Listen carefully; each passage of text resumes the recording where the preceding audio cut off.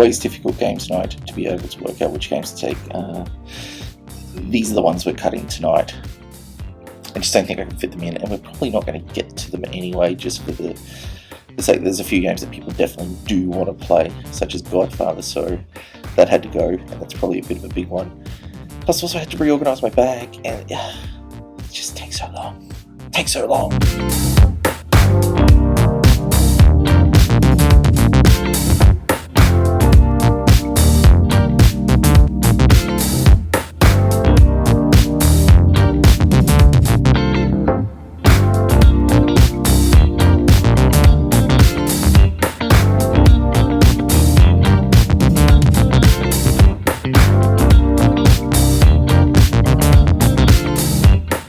So something happened, got to the game tonight, and I just completely forgot to take any footage of the game tonight. But I completely just forgot to film anything.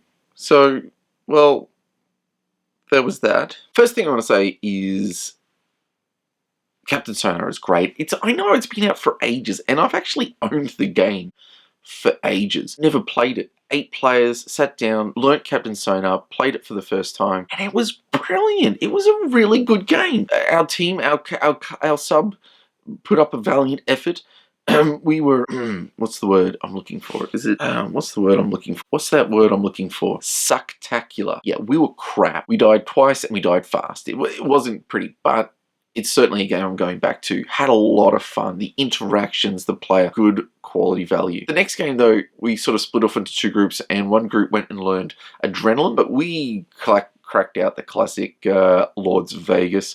And I know, Board Game Captain, this is one of your favorite games too, and it is definitely one of mine. What I love about it, though, is that there is so much randomness in this game, and so much dice throwing, and I'm really bad at dice. Ask any of my D&D team and they'll know that putting dice into my hand is not always the safest option. How do dice games get fun? I mean, because really, aren't they just random? Aren't they too random? And this is a problem I hear a lot, people going, oh, it's too random. And I really struggle with this, because you need a level of randomness in games to be fun. If every outcome was known from the get-go, no one would be interested in playing games. So randomness is a factor, even in chess, which doesn't use dice or any sort of randomizer. It is a strictly strategic game, but there is an element of randomness, and part of that randomness is the fact that no one knows how the game is going to end when it starts. If there was no randomness, if there was no nothing out of the ordinary like that, well then people just wouldn't play them. So games require randomness, but how much random is too random? Well, I think Lords of Vegas does randomness really well. Hold on.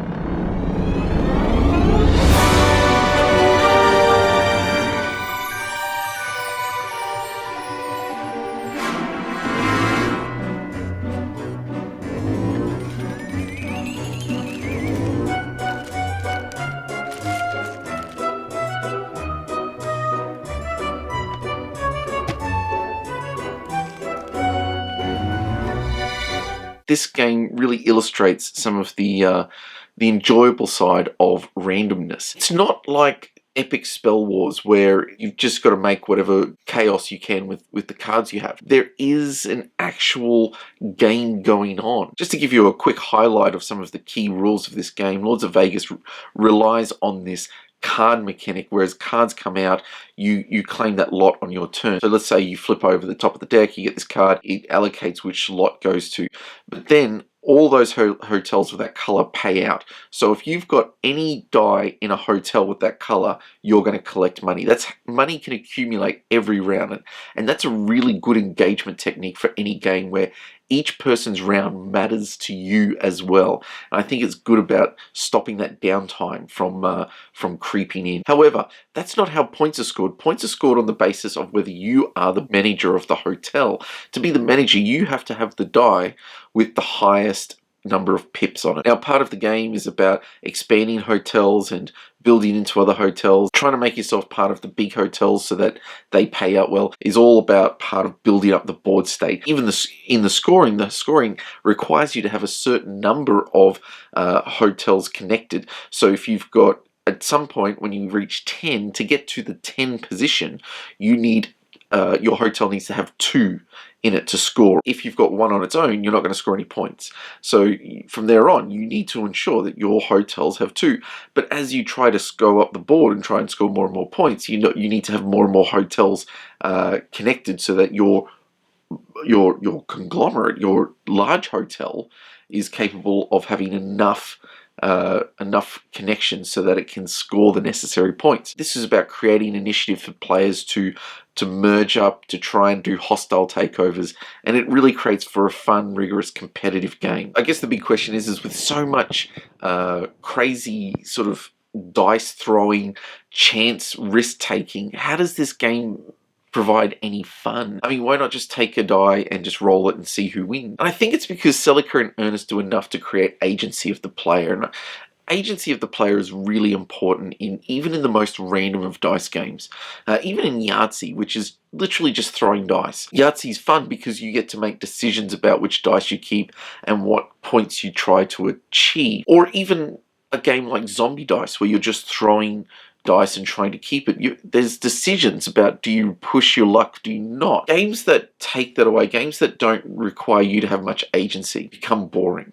And I can prove that because we've got games like Snakes and Ladders. Now, Snakes and Ladders when you're a kid is a good game, and it's really only when you're a kid that it's a good game. Your turn is literally just watching some random number generated and then seeing your token move along the board. As a player, I have no agency in that. I don't get to make decisions. If I land on a ladder, great. If I land on a snake, crap. It's just about pure luck. And so Snakes and Ladders is a really dull game if you're an adult. Games can have high levels of luck involved, but you need to have agency. Now, you would think when you look at this, the actual getting the slots for your lots, getting the lots for this game does seem like a kind of game of sequence. If you ever played sequence, you've got a board with cards on it.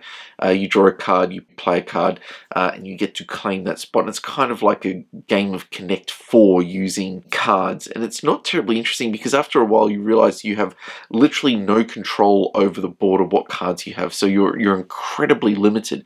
And it would seem that way here. In fact, I often thought about, that the game really does restrict you to what luck you have in pulling out cards off the top of a deck. Now, the game mitigates this in a few ways. Firstly, scoring points has nothing to do with where you are on the board. My placement on the board has to do with how I integrate myself into the game and into other casinos.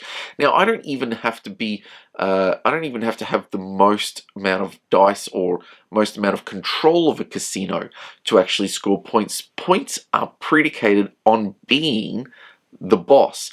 Now, being the boss just means having the highest value die in any casino. To that end, then it really does come down to trying to muscle in and doing whatever you can to put the odds into your favor. Everything in this game is so meticulously balanced in terms of probability. It's not that the randomness is impossible to achieve great outcomes or for great payoffs to happen. It's just that it's all really well considered. One of the crux of this game, one of the key elements of this game, is that risk-taking. This is clearly heightens the game experience because you're genuinely trying to work out what are the right risks to take, and then you live sometimes on the edge of that risk. Even though I played a very conservative game and won, there have been times where I've been behind and I've made those risks and I've shot up to the front as well. Randomness, I think, is an essential part of any good game, but you need to have agency. And I don't know, like, I love this game. There's so much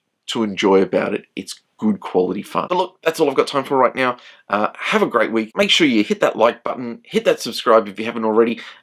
Check out gameandpalooza.com.au, and until next time, my name's Dave Adams, and you've been watching Nerds of Wisdom.